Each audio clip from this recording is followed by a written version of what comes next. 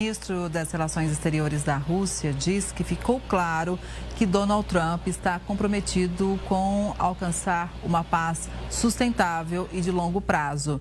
No entanto, Sergei Lavrov criticou a posição europeia nas negociações.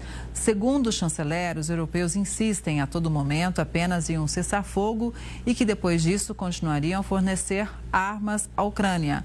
Ontem, líderes europeus, como a gente tenha mencionado aqui, analisado, também foram recebidos por Trump e destacaram a necessidade de garantir a segurança da Ucrânia e evitar novas invasões da Rússia. A gente, ao longo desse tempo todo de guerra, Vitelli, vem alertando, sobre essa preocupação da Europa em relação a possíveis avanços russos. Então, defender a Ucrânia seria defender os países europeus. E na sua análise, pelo tudo que você acompanha, você acredita que realmente o Putin avançaria contra outros países? Não há dúvida disso. O Putin agora, no ano passado, tentou interferir nas eleições da Romênia. Ele interferiu, na verdade, a Rússia investiu 200 milhões de dólares nisso. A Romênia teve que anular as eleições presidenciais. Os países bálticos também têm tido interferência da Rússia.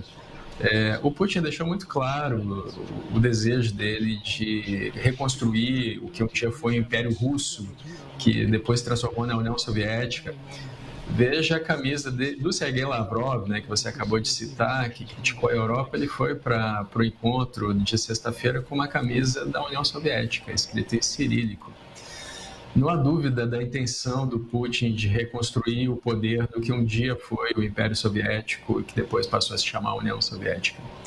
Então, se acontecer de ter oportunidade, a gente já falou isso algumas vezes aqui sobre como a Europa apaziguou Hitler lá em 1938, deu para ele um pedaço da Tchecoslováquia e depois ele invadiu a Polônia.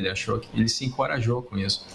Se o Putin for encorajado, sem dúvida, ele vai invadir outros países. Não é só a Ucrânia que tem tropas russas, é a própria Geórgia, é a Moldova, que tem tropas russas desde a década de 90. Então, é a Chechênia, que queria independência no fim da União Soviética, e a Rússia, com mão de ferro, foi lá, massacrou 50 mil civis de 94 a 96 e mais 50 mil durante o governo Putin, já de 99 a 2009. Existe o imperialismo russo, assim como existe o imperialismo dos Estados Unidos e o imperialismo chinês. Esses são dados da realidade, Kelly.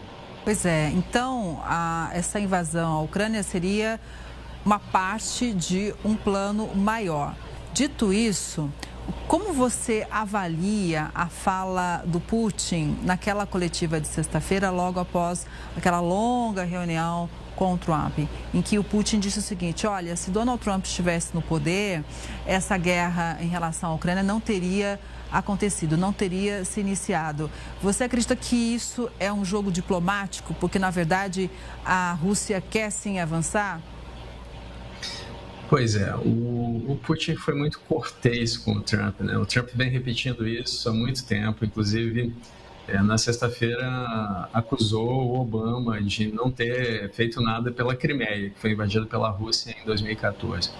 Provavelmente os dois conversariam numa relação mais próxima se o Trump estivesse sim no poder. Agora, a questão é que não dá para lidar com esse dado, Porque a Rússia, em 2014, por exemplo, quando invadiu a Crimeia, ela não falava na OTAN. Nunca houve essa desculpa. Mas aí, a partir de 2022, ela começou a falar da OTAN, sendo que a Ucrânia tinha uma guerra civil na Crimeia. Então, talvez a retórica do Putin fosse outra se o Trump estivesse no poder. Isso é especulação, Especulação com a história. O que aconteceu, no final das contas, é que os russos disseram que não iriam invadir, que estavam fazendo exercícios na fronteira. O Zelensky nem mobilizou as tropas dele para a fronteira para não provocar os russos. E no final das contas era tudo mentira, os russos invadiram, Kelly.